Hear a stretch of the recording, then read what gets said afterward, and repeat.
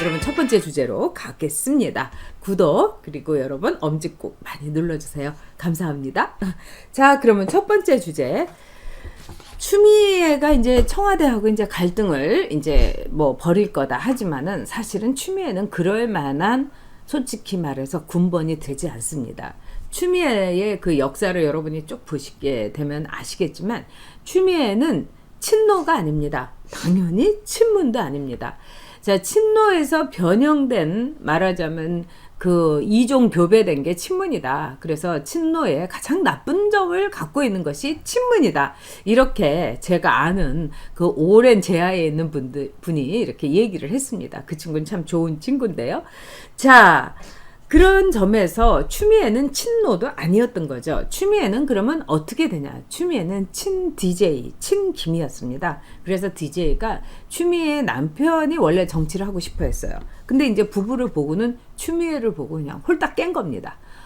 왜? 대구 출신에다가 또 무슨 뭐 대처 비슷하게 집안도 가난했는데 자신의 이제 힘으로 실력으로 역경으로 왔으니까 그 당시에 DJ는요, 굉장히 TK 쪽 인사들을 영입하는 거에 아주 공을 들였습니다. 예를 들면 이수인 교수라든가. 그래가지고 추미애를 이제 단짝 이제 끌어안은 거죠. 그러면서 한때는 추미애는 DJ가 눈에 넣어도 아프지 않을 그런 그 정도로 추미애를 아끼고 그랬습니다. 그래서 추미애한테 주었던 지역구도 그 광진이라는 데는 아주 야당 색채가 강한 곳이었어요. 그리고 그 당시에 호남 사람들이 뭐 지금도 그렇지만 굉장히 많이 살았기 때문에 아예 그냥 안겨준 겁니다. 그래서 추미애한테 DJ는 엄청난 말하자면 뭐 아버지 같은 은인 같은 이 잔잔한 애정이 있어요. 그런데 DJ가 이제 물러나가서 노무현이 들어왔는데 노무현이 DJ의 대북 송금에 대해서 특검을 결정했습니다. 그래서 당시에 DJ 쪽에서는 내놓고 섭섭함. 너 이럴 수 있냐? 네가 너 대통령 누가 만들어줬는데 이런 거였습니다. 그래서 추미애는 노무현에 대한 말하자면 이렇게 하는 마음이 있었던 거죠. 그래서 노무현이 좀 뭐 그 다수당 여당한테 힘 좀 밀어주면 좋지 않겠습니까 여러분? 막 이러면서 공식적상에서 선거법 위반 발언을 할 때 추미애는 저거는 틀린 거다 이렇게 얘기하면서 탄핵에다가 즉 한 표를 던진 게 추미애였습니다. 그래서 이른바 그 유명한 삼보일배 석고대죄를 했었죠. 그런 추미애이기 때문에 추미애는 아마도 지금 친문들의 비위를 거슬릴 수가 없을 겁니다. 지금 추미애는 창도 없고 아무것도 없어요. 그냥 그 친문들한테 윙크하는 것밖에 없습니다. 그리고 추미애는 알고 있는 거죠. 친노보다도 더 구질구질하고 더 치사하고 그 다음에 권력용이 아주 대단한 게 친문들이라는 거예요. 그래서 추미애는요 지금 최강욱 뭐 이광철이 한 그 청와대 안을 그대로 받을 수밖에 없는 겁니다. 물론 이렇게 하는 데 있어서의 추미애의 어떤 자존심이라든가 이런 거 또 자신의 어떤 정치인으로서의 자부심 이런 것도 크겠지만 소용없어요. 왜? 힘이 없습니다. 정치는 이런 말을 합니다. 이긴 사람이 최선이다. 즉 선한 사람이 선거에 이기는 것도 아니고 강한 자가 선거에 이긴다. 정치는 바로 그런 게임입니다. 그런 점에서 추미애는 지금 힘이 없습니다. 그래서 추미애가 어저께 윤석열을 만나갖고 인사에 대해서는 단 한마디도 안 했다. 이건 뭡니까? 그냥 친문 뜻대로 할 테니까 윤 총장 그렇게 알고 가셔 이겁니다. 그리고 이렇게 배석자들도 다 많았어요. 그래서 아마도 윤석열 패싱이라는 거를 추미애는 감수하면서까지 왜? 우리 그 법에 바로 헌법에 검찰에 대한 인사는 검찰총장과 사전 논의한다. 이게 돼 있습니다. 그렇지만 법을 무시하는 게 뭐 한두 번입니까? 뭐 공수처 자체가 무법 기관인데 그런 점에서 추미애는요. 그냥 이광철과 최강욱이 써준 대로 그냥 발표를 할 겁니다. 그래서 오늘 지금 현재 인사위원회가 열리고 있는데요.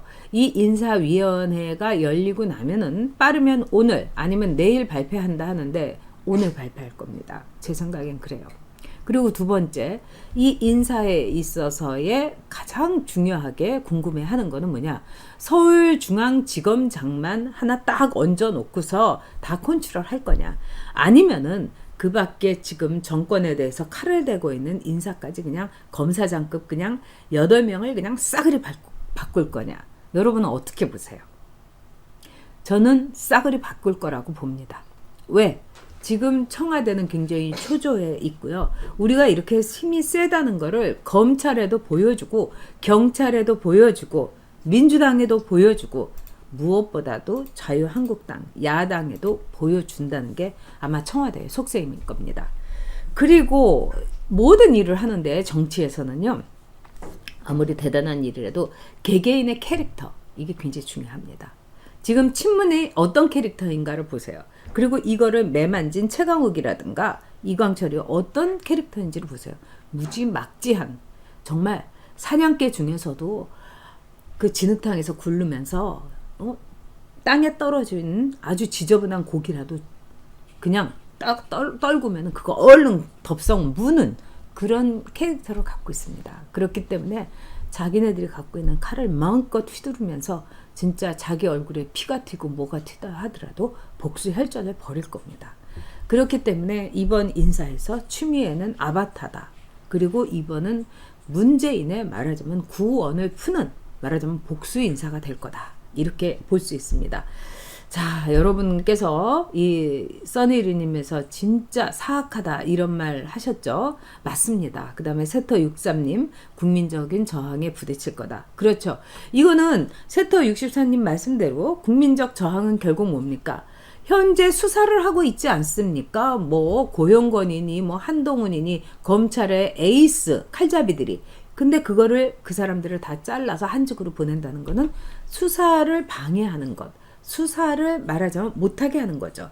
이거보다 더 큰 국민적인 저항이 어디 있겠습니까?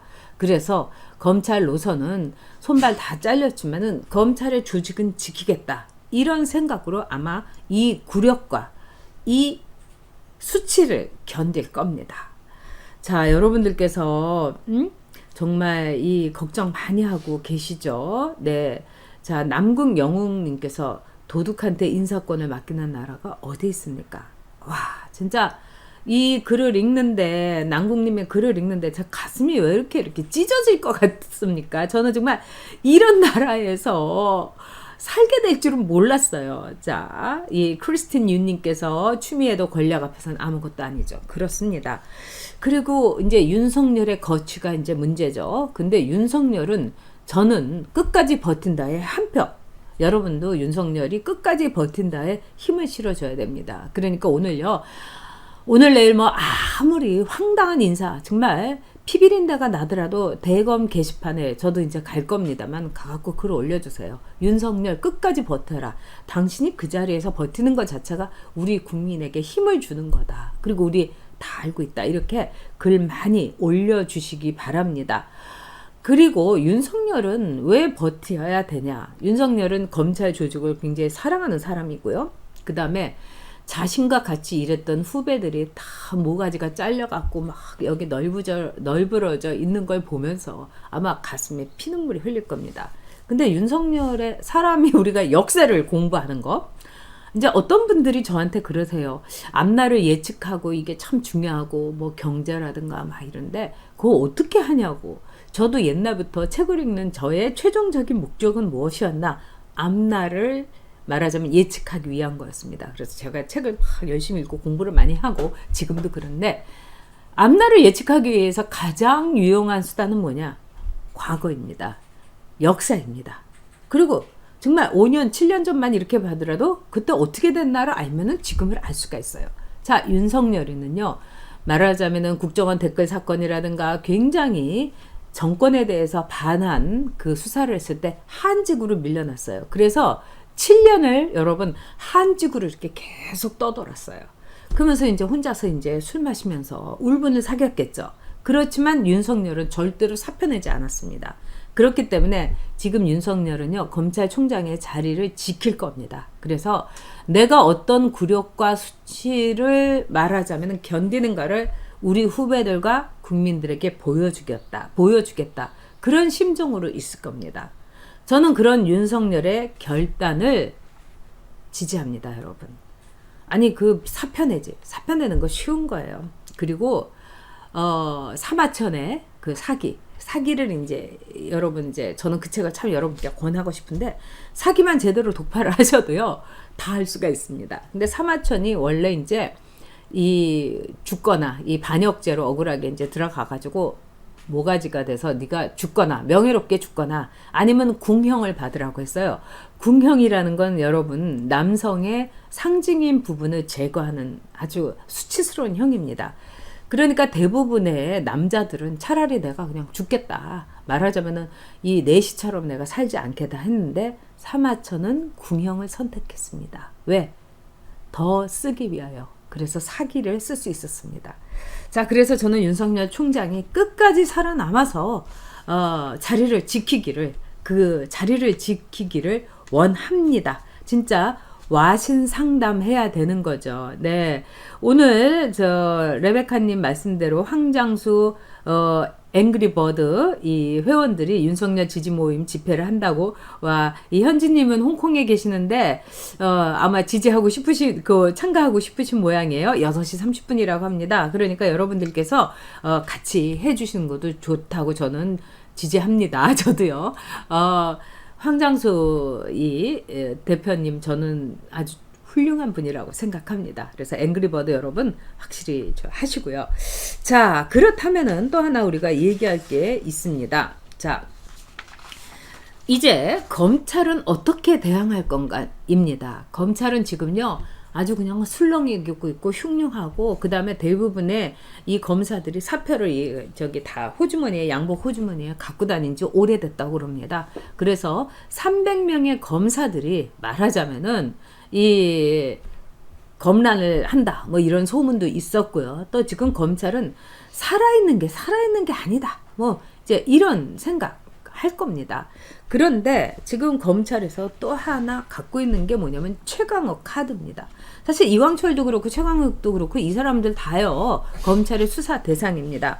그런데 특히 최강욱에 대해서 검찰은요 지금 저거 기소해버려야 되겠다. 저거 진짜 속된 말로 콩밥 먹여야 되겠다. 요즘은 뭐 구치소에서도 콩밥 안 준다고 하지만요. 이렇게 생각을 하고 있습니다. 아, 김정명님 죄송합니다. 앵그리 블루죠. 네, 제가 앵그리 버드가 머릿속에 있어서 죄송합니다. 네, 현진이 홍콩 계신 거 알고 있습니다. 네, 참 방법이 없다. 검찰 이러면서 메시 디에고님이 안타까워 하셨는데 그렇지만 검찰은요 그래도 칼잡이입니다. 그리고 최강욱이란 사람 검찰에서 손볼 수 있습니다. 자, 최강욱이 뭐라고 했냐면요 검찰에 대해서 다 내가 조국하고 같이 아들의 인턴 그 활동 증명서 이거 해줬다는 거 가짜라는 거 거짓말이다 막 이렇게 얘기를 했어요. 그때 검찰에서 쫙 올린 글이 있습니다. 검찰은 마치 기다렸다는 듯이 뭐라고 했느냐.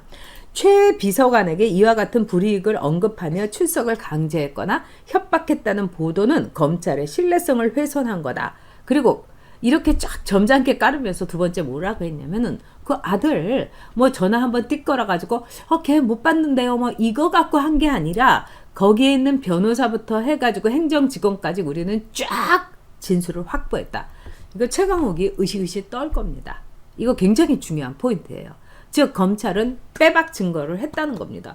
그러면 이거는 조국하고의 공범이고요. 얼마든지 기소할 수 있습니다. 그래서 최강욱에 대해서 그러지 않아도 검찰이 이놈의 XX 이제 하고 있는데 이거는 최강욱이가요. 튈 거를 튀어야죠. 반박할 거를 반박해야죠. 근데 이게 바로 최강욱이란 사람의 스타일입니다. 즉 방문진에서 진짜 고용주 변호사 같은 애국 인사 문재인이 빨갱이라고 생각한다. 문재인은 공산주의자라고 생각한다. 이분 아주 당당하게 말씀하신 거예요. 그 다음에 하도 이분이 얘기한 게 여러 가지 딱 이렇게 이 빼박 증거가 있기 때문에 무죄됐잖아요. 그래서 우리는 문재인을 공산주의자라고 해도 괜찮다는 그런 법의 판단을 얻었습니다. 또 그런 이 계기를 마련해준 고용주 변호사의 용기에 대해서도 저는 굉장히 높이 삽니다. 또 고용주 변호사가 아주 난리든 공안 검사였는데 그때 노무현 정권에서 고용주 변호사 이렇게 뒤를 캐려고요. 엄청나게 이제 막 한 거예요. 예를 들자면 뭐 이렇게 영수증부터 시작해가지고 혹시 뭐 그때 공안부장이었기 때문에 뭐 하다못해 뭐 기름값이라도 뭐 이제 뭐 이 잘못 자기 사비로 쓴 게 아니라 뭐 한가 싹 다 뒤졌어요. 그리고 사실은 뭐 누구 만났다 뭐 증빙 같은 거 싹 다 뒤지면요 사실 할 말이 없고 거기에 걸려들 수밖에 없고 그런 데서 아주 망신 주는 거예요. 근데 이 고용주 변호사라는 분이 단 하나도 안 걸렸습니다. 그래서 여러분도 알다시피 그 주성영 의원이라고 예전에 제가 다시 국회에 있었을 때 있는데 그분 참 인간적으로 매력 있는 남자예요. 근데 이분이 제일 존경하고 그 다음에 공안 검사들이 제일 존경하는 사람이 말하자면 고용주 변호사였다. 정말 그 선배처럼 깨끗하고 청렴한 사람 없다. 이랬는데 고용주 변호사를 박문진 즉 MBC에서 온갖 그냥 수모와 뭘 줘갖고 쫓아낸 사람이 바로 최강욱이에요. 저는 그래서 이 최강욱이라는 사람 인간으로도 보지 않습니다. 그리고 이 최강욱이라는 사람이 어떤 거냐면 이런 식으로 물타기를 많이 해요. 뭐 50장의 장문에 자기에 대해서 소명서를 검찰에 보냈다는 등 50장에 아마 개소리 같은 것만 잔뜩 써 있을 겁니다. 그리고 최강욱이라는 사람은 제 옆에서 이렇게 봤는데 이 사람은요 목소리만 크고 우기기만 하지 팩트가 없어서요. 논리가 없어요. 그러니까 이거 만주 변호사보다도 못한 게 최강욱이었습니다. 그러니까 저기 삼류들하고만 계속 어울리고 낄낄대다가 근데 그 삼류가 청와대 민정수석의 그 공직기관 비서관으로 갔어요. 누가 끌어줬게요 여러분? 당시에 수석이었던 조국이었습니다. 그러니까 얘네들끼리 이렇게 더럽게 정말 해먹었던 겁니다. 이게 대한민국이라는 사실이 정말 저는 부끄럽고 화가 납니다. 자, 메시 디오고님께서 방법이 없다 검찰 너무 가슴 아프게 말씀을 하셨어요. 엠실로님께서 여홍님의 인생 후반전을 응원합니다. 산다는 것 구입하셨다고 아유 감사합니다. 제 인생 후반전은요 정치를 지금 하고 있는 거예요. 저는 이런 정치를 하기로 마음을 먹었습니다. 선거에 나가고 배지 달고 괜히 국민 세비 축내지 않고 이렇게 정치를 하면서 우리의 보수 유권자들을 더 논리적으로 더 용기 있게 그 다음에 우리 모두가 함께 위로하면서 이 나라 바꾸는 거 저는 이제 그야말로 제야에서 정치를 하기로 마음을 먹었는데 저는 저의 정치 활동에 여러분이 축복해 주실 거라고 생각합니다. 감사드리고요. 제가 제 얘기를 너무 길게 했네요. 자, 그런 점에서 우리 앵그리블루 황정수 소장님도 진짜 존경합니다. 레베카님 화이팅. 네. 그리고 여기서 이제 앞으로 이제 검찰 대 이 추미애 싸움이 아니라 윤석열 대 문재인의 싸움이 될 겁니다. 자, 여러분이 이제 제가 오늘 이제 어저께 방송을 준비하면서 이 책을 다시 이제 읽었어요. 자, 뭐 대한민국에 묻는다. 이게 이제 문재인이가 말하자면 이제 지난번 대선 때 이제 냈던 책입니다. 제가 그래서 문재인을 이제 검토하느라고 정말 이렇게 열심히 이제 띠지 잡아가면서 이제 읽었어요. 근데 문재인이 여기서 정말 우리가 완전히 새로운 나라, 이게 국민이 경험하지 못한 나라, 이거를 우리가 알아들었어야 되는데 저도 참 반성하고 있습니다. 근데 여기서 문재인이 자기는 뭐 빨갱이가 아니라 보안사다 뭐 이런 얘기 하면서 뭐 그 여러 가지로 국민을 꼬시고 거짓말을 엄청나게 해줬어요. 해놨어요. 그럼에도 불구하고 이 거짓말 속에 진실이 빼박 진실이 있습니다. 이 중에 하나가 이런 말이 있어요. 제가 이걸 여러분한테 읽어 드리면은 문재인이 앞으로 어떻게 칼질을 할지를 여러분이 아시리라고 봅니다. 적폐청산에 대해서 문재인이 얘기를 했습니다. 언론개혁도 확실히 할 거고요. 제 주변 사람들은 도처에 그렇게 적이 많은데 왜 괜히 그런 말을 해서 공격을 받느냐고 합니다. 포용, 중도 확장을 이야기하면서 걱정하는 사람도 많지만 그렇게 타협할 생각이라면 정치를 하지 말았어야죠. 지난번 제가 당대표 할 때도 마찬가지입니다. 제가 무조건 타협할 생각이었다면 당대표 하면 안 되는 거죠. 지금은 우리가 새로워져야 된다고 봅니다. 즉 지금은 무수한 촛불들의 인도대로 가야 된다. 이렇게 얘기하는 겁니다. 그러니까 문재인은요 혁명을 하려고 드는 거예요. 그러니까 윤석열과 문재인의 싸움이라는 것은 여러분, 윤석열은 이 대한민국을 지키는 것이고요. 지키려는 거고요. 그리고 주적이 북한이라고 생각하는 거고요. 이 문재인은 대한민국을 여러분 촛불로 그슬려 가지고 없애려는 게 문재인입니다. 그리고 문재인은 김정은과 함께 가려고 하는 겁니다. 제가 어저께 방송하면서도 지적했지만은 10년 사이 비핵화라는 말이 하나도 없었, 단 한 문장도 없었지 않습니까? 어떻게 저는 언론에서 이거를 크게 다루지 않는지 저는 정말 분노합니다.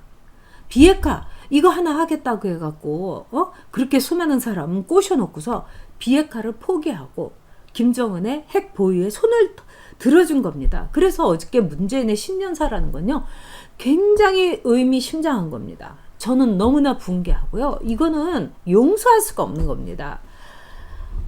그래서 언론들도 정말 다 순치돼 갖고 입에 재갈이 물려져 있구나.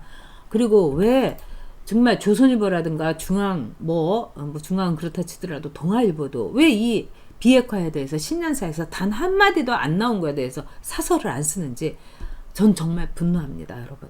이 대한민국 우리가 지키고 윤석열 아무리 KO 되더라도 그냥 링 안에서 뻗더라도 대자로 뻗더라도 링 안에 있어다오. 제가 윤석열 총장에게 이 말 꼭 하고 싶습니다.